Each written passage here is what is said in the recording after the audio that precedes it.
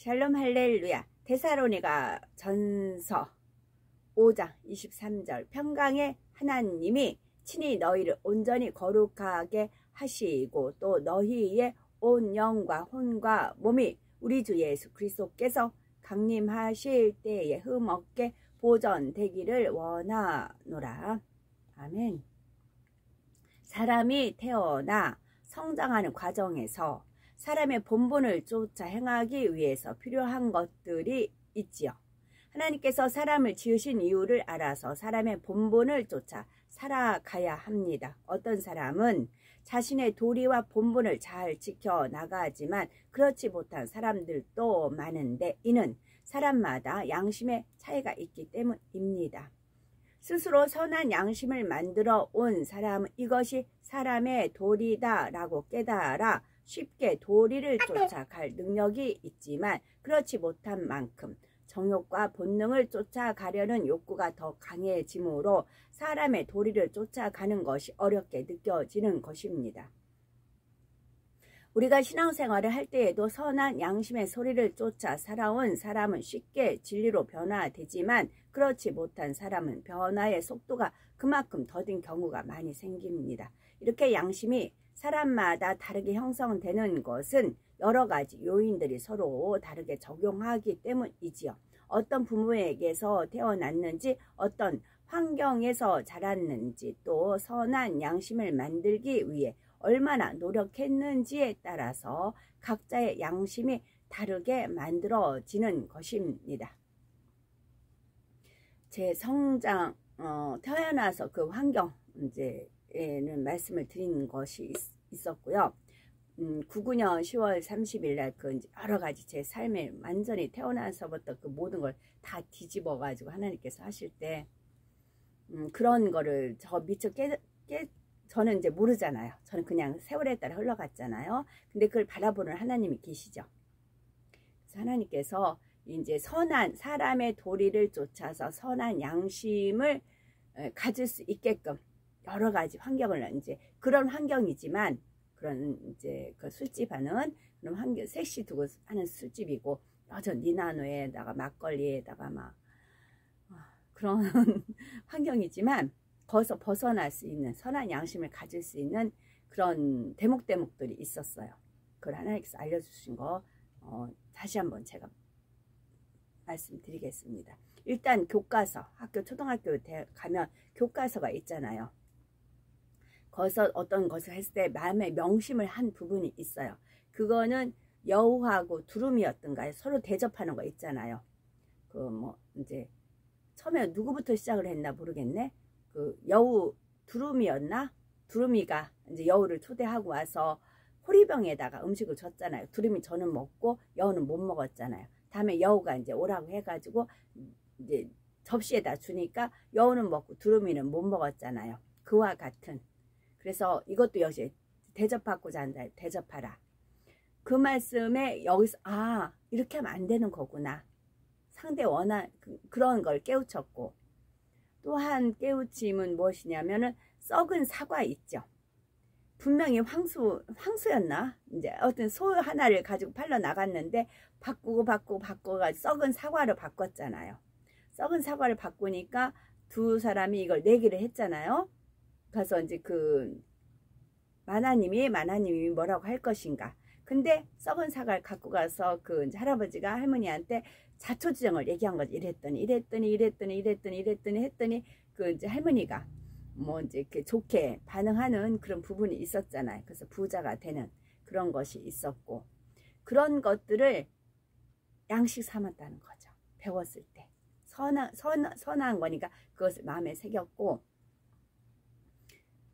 이제 그랬고 그 다음에 또 하나가 이제 저희 집에서 전축이 있어서 늘 이제 하춘아 노래를 틀었어요. 눈에 뜨면 하루 종일 듣는 소리가 잘했군 잘했어. 영감에 불러 앞들에 띄워놓은 뭘 봤어 그러면 저한테 뭐에 졌어 뭐 말이 안 되는 그런 거 있죠. 그러면 무조건 잘했군 잘했어. 무조건 잘했군 잘했어. 그게 귀에 앵앵앵 했었어요. 항상 그 음악이 이제 전축이 판이 돌아가고 있었습니다. 그것이 혼의 작용 있는 거죠. 그런 환경에서도 나쁜 걸 보지 않고 벗어나기 위해서. 근데 이런 것도 다 하나님께서 프로그램 짜셨다고 알려주신 겁니다. 그래서 집에 가면, 학교에 가면 교과서를 통해서 이제 바른 생활 있잖아요. 바른 생활 이렇게 해야 된다. 그런 바른 생활을 배울 수 있게끔 하셨고, 또 집에서는 그렇게 이제 뭐 그런 안 좋은 거 있을 수 있지만 그래도 잘했군 잘했어. 아, 무조건 잘했군 잘했다고 해야 되는구나. 그래서 그 버거운 그런 분하고 연결이 됐어도 견디고 이기고 승리해서 오늘날까지 하나님 은혜 안에 거할 수 있는 것은, 그런 환경에서도 그런 것도 다 하나님께서 프로그램 짜신 거라 그런 은혜를 주신 바가 있어서 더 크신 하나님의 사랑에 감사를 드렸지요. 우연은 없답니다. 사람은 처음부터 장성한 어른으로 태어나는 것이 아니라 아동기, 소년기, 청년기를 지나서 마침내 장년이 됩니다.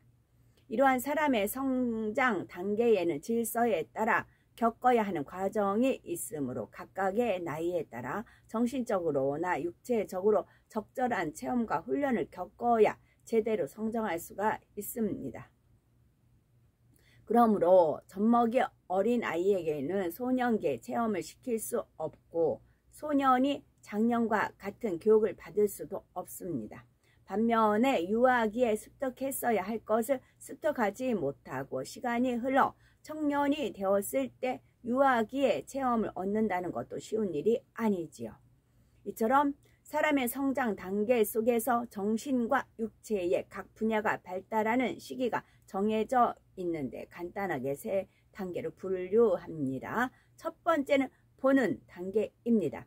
눈으로 보는 것을 비롯하여 오감을 통한 모든 자극을 본능적으로 단순하게 받아들이기만 하는 것입니다.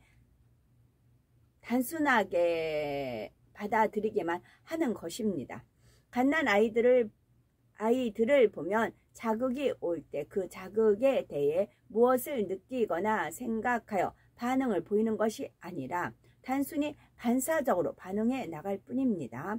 예를 들어 갓난아이가 배탈이 나서 아프며 아, 내가 지금 상한 우유를 먹어서 아프구나. 다음에는 조심해야 되겠다 라고 생각을 하거나 엄마는 왜 나한테 상한 우유를 먹였을까 속상하다 하면서 원망하면서 우는 것일까요? 그것이 아니라 단순히 아픔이 오니까 고통에 반응하여 울 뿐입니다. 그 밖에도 뜨거움과 차가움, 불편함과 아픔, 배고픔과 목마름, 포근함과 안락함, 따뜻함 이런 것들을 하나하나 접하면서 본능적으로 반응하는 것이죠. 두 번째는 느끼는 단계입니다. 오감을 통해 체험한 것들에 대해 나름대로의 느낌을 갖게 되고 그 체험과 느낌을 기억 속에 담아 나가는 것입니다. 세 번째는 행하는 단계입니다.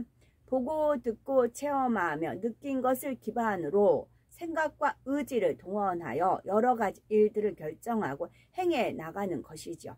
예를 들면 뜨거운 다리미에 화상을 입은 아이는 저렇게 생긴 것을 만지니까 뜨겁더라 하는 기억과 느낌이 함께 작용해서 다음에는 다리미를 만지지 않고 피하는 것입니다.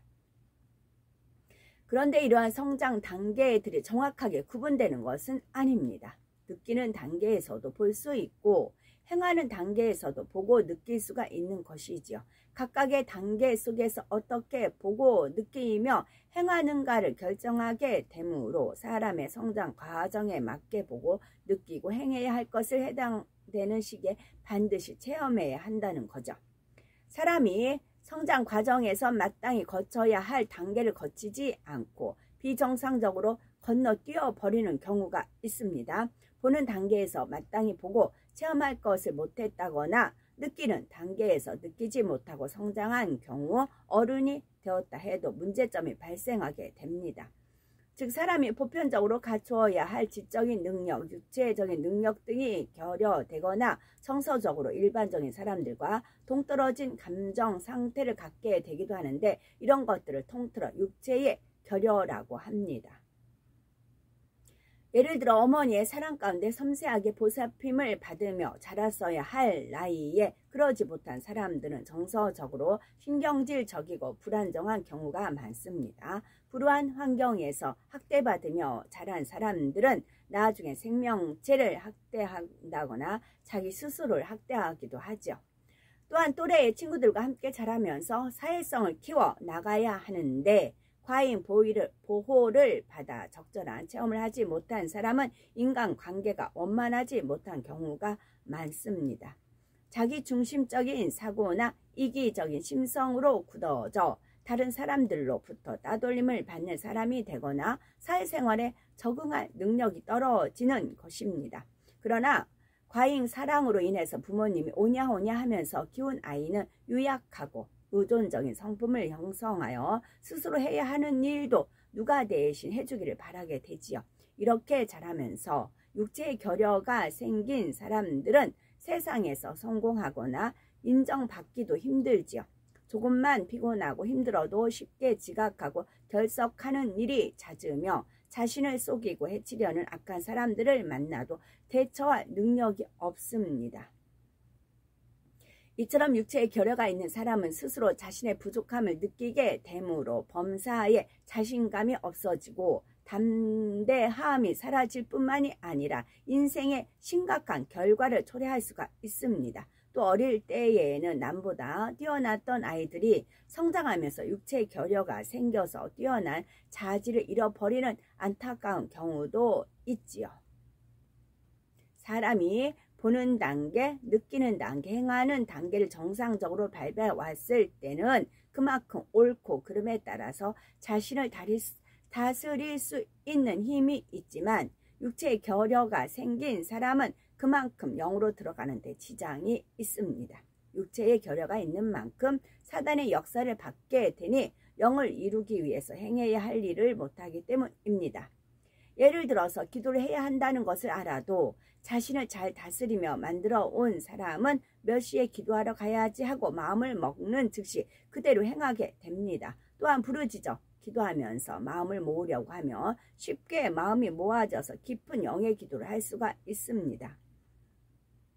그러나 육체의 결여가 있는 사람은 자신이 정해놓은 시간이 되어도 기도하러 가기가 싫어집니다. 텔레비전을 보던 것을 마저 보고 싶고 집에 누워 좀 쉬고 싶어서 기도하기로 정한 시간이 되어도 계속 미루며 기도하기 위해 마음을 모으려고 해도 잡념이 계속 떠오르는 것을 제어하기 어렵지요.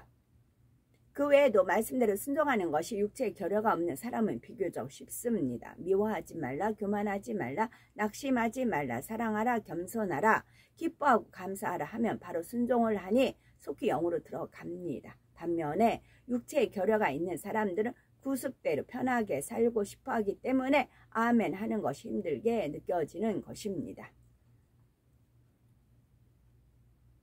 우리는 육체의 결여가 있어서 말씀대로 행하지 못한다면 그럼 어떻게 해야 될까요? 지금부터라도 자신의 결여된 부분을 채워나가면 됩니다. 가장 중요한 것은 불같이 기도해서 하나님의 은혜와 능력을 받아 작은 것 하나부터라도 성령의 소욕을 쫓아 순종하여 행할 수 있도록 노력해 나가야 합니다. 이렇게 노력해 나갈 때 처음에는 변화가 더딘 것처럼 보일 수도 있지만 낙심하거나 포기하지 않고 다시 기도하고 또다시 노력하면 결국 변화되어 하나님께서 원하시는 대로 행할 수가 있게 됩니다.